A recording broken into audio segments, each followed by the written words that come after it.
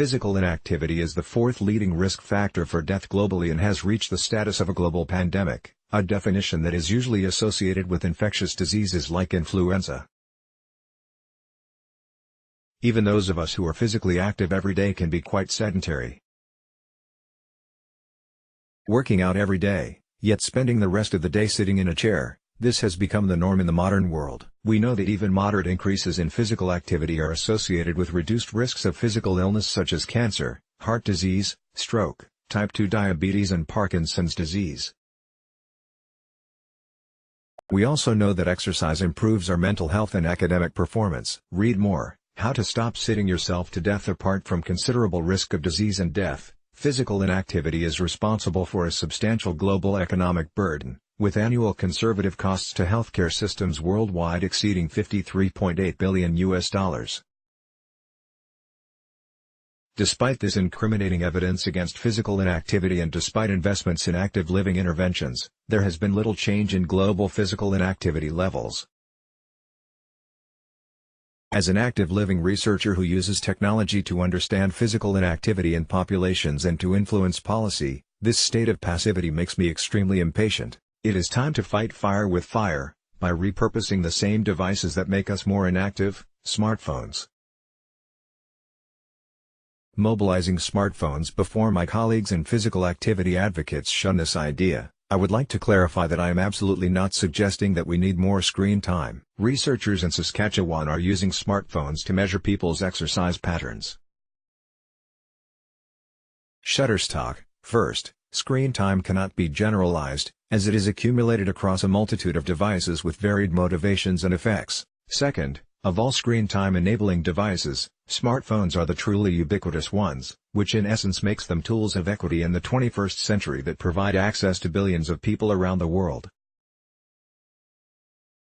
Third, and probably more pertinent to physical activity, smartphones are the only digital tools almost all of us literally carry everywhere, and which have the functions, GPS, accelerometers, camera, audio, video, to sense, share and mobilize data between consenting citizens. Still, we don't think about smartphones when tackling the physical inactivity pandemic. To me, the smartphone is the elephant in the room. Figuring out what makes us move. There is no indication that we will revert back to the days without these devices, so why not leverage citizen-owned smartphones to address one of the most pressing health issues of our lifetime?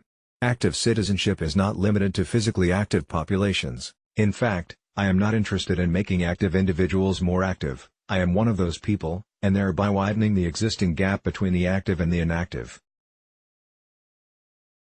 I am interested in making active people more engaged and inactive people more active, by using the same device that is currently a barrier to active living.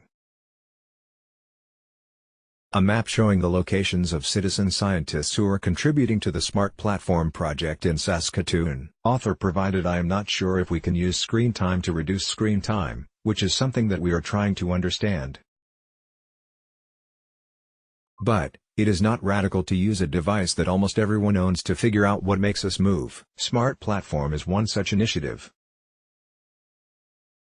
We are engaging citizens through their smartphones to understand the amount of physical activity they accumulate and how, why, where, when and with whom they move. Engaging with people is the key. By taking pictures, recording audio and video, among many other innovative approaches, people we are engaging with are helping us build complex pathways to not only understand active living patterns, but also to develop initiatives to address urgent health crises.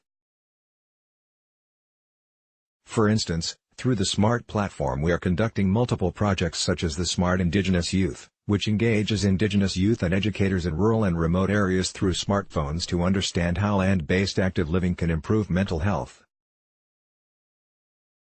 Youth and educator-owned smartphones are playing an important role in remote engagement in this project, which is essentially a community-based intervention embedded into school curricula.